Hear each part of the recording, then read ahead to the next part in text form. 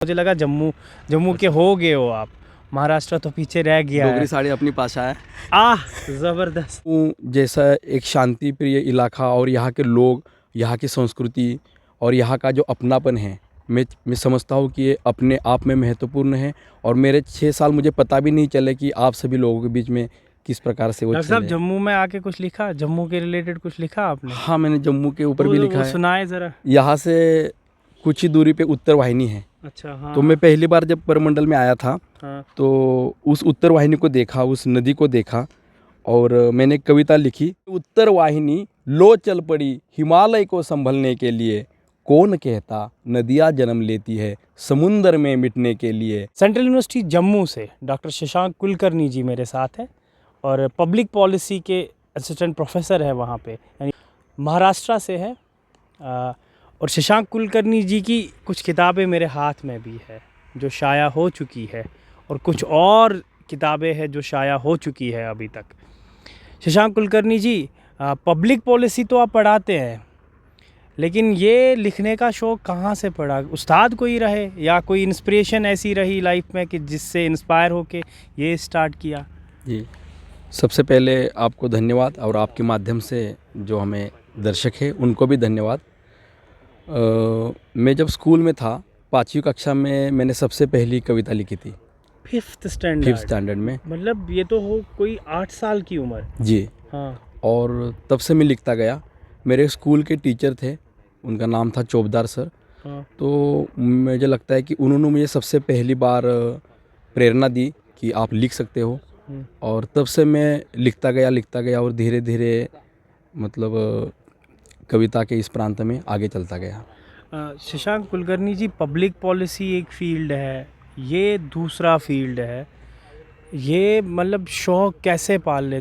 शौक़ तो मैं नहीं कहूँगा, किस तरह मैनेज करते हो? या तो मुझे लगता है कि ज़्यादा बेंट आपका ये लिखने लिखाने में भी ज़्यादा होगा, मुझे लगता है। मुझे ऐसा लगता है कि जो कवि होता है वो हम तय करके नहीं बन सकते। जो मेरा पहला किताब है उसका, हाँ, तो उसका नाम ही है इस किताब का कि नाद अंतरिचा, मतलब वाइब्रेशन ऑफ सोल। हाँ। जो मराठी और हिंदी कविता इसके अंदर है। हाँ। तो ये जो वाइब्रेशन ऑफ सोल, हाँ, वाइब्रेशन ऑफ सोल इसका नाम है। हाँ। तो ये अपने अंतरात्मा का नाद होता है, अंतरात्मा का वाइब्रेशन होता है और वो अंदर से बात आ जाती है।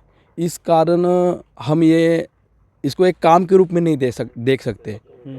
तो हम इसको एक हमारे पैशन के रूप में या हमारे अंदर के विचारों को अभिव्यक्त करने के रूप में मुझे लगता है हम इसको देख सकते हैं। ज़्यादा किस मौजू पे लिखते हो? किस टॉपिक पे सबसे ज़्यादा लिखते हो आप?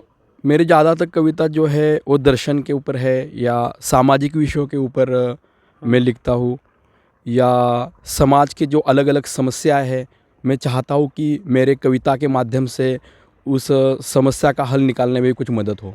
तो यही सार्थकता है कविता की। अभी तक आपकी कितनी किताबें अभी तक शाया हुई है? कितनी अपनी इस लिखाई को कितना समेटा है? कितनी किताबों में समेटा है? मैंने सर अभी अलग अलग विषयों के ऊपर कुल 10 किताबें अभी तक मेरी प्रकाशित हुई है। पब्लिश हो गई है? सारी पब्लिश हुई है और मैं मराठी में भी लिखता हूँ, हिंदी में भी लिखता हूँ और अंग्रेजी में भी लिखता हूँ। शशांक जी, जम्मू में कितना टाइम हुआ आपको अभी? मैं 6 साल से सर यहाँ पे हूँ। मैंने PhD इसी जम्मू केंद्रीय विश्वविद्यालय से की है। हाँ। और अभी मैं उसी विभाग में पढ़ा भी रहा हूँ। जम्मू में कैसा लग रहा है? जम्मू रह के 6 साल जम्मू में मैं तो क्या आपसे जब मिला ना, मुझे लगा जम्मू के हो गए हो आप। महाराष्ट्र तो पीछे रह गया है। डोगरी साड़ी अपनी भाषा है। ज़बरदस्त। तो जम्मू में रह के कितना अच्छा लग रहा है? जम्मू की मिट्टी कितनी सीधी है आपको? सर हम कहते हैं खंड मीठे लोग डोगरे। हाँ। तो ये सिर्फ कविता नहीं है, ये वास्तव है, मैं ये कहना चाहूँगा। और इस प्रांत के बाहर मीडिया के कारण हो या अन्य चीज़ों के कारण जो एक जम्मू कश्मीर की एक छवि बनी हुई है। हाँ। लेकिन वास्तव में जब मैं पहली बार यहाँ पे आया और अब मैं 6 साल यहाँ पे रहा हूँ, तो इसमें ज़मीन आसमान का फ़र्क है। जम्मू जैसा एक शांति प्रिय इलाका और यहाँ के लोग, यहाँ की संस्कृति और यहाँ का जो अपनापन है, मैं समझता हूँ कि ये अपने आप में महत्वपूर्ण है। और मेरे 6 साल मुझे पता भी नहीं चले कि आप सभी लोगों के बीच में किस प्रकार से वो डॉक्टर साहब चले। जम्मू में आके कुछ लिखा, जम्मू के रिलेटेड कुछ लिखा आपने? हाँ, मैंने जम्मू के ऊपर भी लिखा है। सुनाए ज़रा। यहाँ से कुछ ही दूरी पे उत्तर वाहिनी है। अच्छा, हाँ। तो मैं पहली बार जब परमंडल में आया था हाँ। तो उस उत्तर वाहिनी को देखा, उस नदी को देखा और मैंने कविता लिखी। कविता का नाम भी उत्तर वाहिनी है। वाह। तो मैं आपको सुनाता हूँ, शायद इस किताब में है वो। डॉक्टर साहब, मुझे लगता है कि जम्मू में आके ज़्यादा पोइट्री या ज़्यादा कविताएं तो आपने जम्मू में आके लिखी होंगी। जी, यहाँ आके भी मैंने कुछ किताबें लिखी हाँ। और मेरा जो रिसर्च है हाँ। वो एग्रीकल्चर पॉलिसी के ऊपर है। ठीक। उत्तर वाहिनी में अभी सुनाता हूँ आपको। डॉक्टर साहब, जी। आप पता है आप अभी डिस्ट्रिक्ट सांबा के खेतों में हो, जी तो मुझे लगता है कहीं ऐसा ना हो जाए ये भूल जाए आप और आपको कुछ और अंदर जी से जी जी निकल रहा है और आप वो सुनाने लगो। जी। लेकिन चलिए, तो उत्तर कविता वाहिनी का वो नाम सुने। है उत्तर वाहिनी। हाँ। मैं उत्तर वाहिनी लो चल पड़ी हिमालय को संभलने के लिए, कौन कहता नदियाँ जन्म लेती है समुंदर में मिटने के लिए। मैं उत्तर वाहिनी। वाह।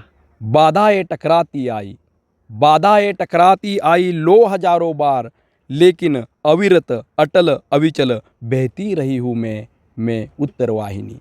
वाह। बहने मेरी बह गई लो प्रवाह के साथ, रण संग्राम का छोड़कर हो गई सुलभ मार्ग में स्वार। मैं भी अकेली पतली दुबली पर भी प्रवाह की धारा को तोड़ती मरोड़ती गई हूँ मैं उत्तर वाहिनी। लो चल पड़ी हिमालय को संभलने के लिए, कौन कहता नदियाँ जन्म लेती समुंदर में मिटने के लिए। काल चक्र की गति से भयभीत अपनों ने ही साथ छोड़ दिया, काल सुसंगता के नाम पर अपना रास्ता मोड़ दिया, पर मैं उत्कट श्रद्धा से राही बनती चली गई मैं उत्तर वाहिनी में। अंत में परमंडल की भूमि पर, जिस भूमि पर अभी हम खड़े हैं, हाँ। परमंडल की भूमि पर मैं देविका आज भी बहती हूँ, असतो माँ सद्गमय का जय घोष करती हूँ। समस्याएं बाधाएं कठिनाइयों को समेट कर जीती हूँ मैं उत्तर वाहिनी। लो चल पड़ी हिमालय को संभलने के लिए, कौन कहता नदियाँ जन्म लेती समुंदर में मिटने के लिए, समुंदर में मिटने के लिए। पब्लिक पॉलिसी मुझे भी भूल गई। क्या आपके बच्चों जिनको पढ़ाते हो उनको पब्लिक पॉलिसी भूल जाती है जब आप उनको ये कविताएं सुनाते हो? मैंने एक पब्लिक पॉलिसी के ऊपर कविता लिखी थी। हाँ। और वो 4 पंक्तियाँ मुझे उसकी याद है, जिसको हम हिंदी में लोक नीति कहते हैं। अच्छा। लोक नीति में लोक कहा है, राजनीति में नीति कहा है, गांधीवादी तो बहुत हो गए उनमें मोहनदास कहा है। वाह। गांधीवादी तो बहुत हो गए उनमें मोहनदास कहा है। डॉक्टर साहब, आप लास्ट में मैं आपसे पूछना चाहूँगा कि जम्मू में पब्लिक पॉलिसी पढ़ाते पढ़ाते क्या आपने ये भी कोशिश की कि जम्मू के जो आपके पास पढ़ने आते हैं बच्चे जो आपके हैं, क्या उनको ये अपना जो दूसरा टैलेंट है, क्या ये जी। भी कोशिश करते हो उनको सिखाने की, पढ़ाने की? बिल्कुल बिल्कुल, मेरा ये प्रयास रहता है, क्योंकि मैं ये समझता हूँ कि व्यक्ति के भीतर जो प्रतिभा है उसका प्रकटीकरण होना और उसको समाज के हेतु, देश के हेतु उसका उपयोग होना, उसी में उसकी सार्थकता होती है।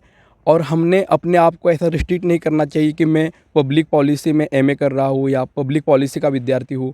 वो तो हमें करना ही है, लेकिन इसके साथ साथ हमारे भीतर जो भी ऊर्जा है, जो भी क्षमता है, उसका भी विकास होना चाहिए और ये एक दूसरे के साथ जुड़ा हुआ है। अभी जो नई शिक्षा नीति आई है वो भी इसके ऊपर बात करती है, इंटरडिसिप्लिनरी न्यू बात करती एजुकेशन है। पॉलिसी की बात जी, कर रहे हैं। न्यू हाँ। एजुकेशन पॉलिसी, तो उसमें भी यही बात हुई है कि विद्यार्थियों के हर एक क्षमता का, हर एक प्रकार का विकास करना शिक्षक का दायित्व होता है। बिल्कुल, किसी भी स्टूडेंट में कोई भी टैलेंट हो जी। सकता है, आप उसको ग्रूम जितना करोगे वो। डॉक्टर साहब, आपका बहुत बहुत शुक्रिया। आपको डॉक्टर बहुत बहुत धन्यवाद। डॉक्टर साहब मेरे साथ है और डॉक्टर साहब की बिल्कुल स्ट्रेट फॉरवर्ड एक ही नीति है कि जिस स्टूडेंट में जो हुनर दिखे उसको ग्रूम करें।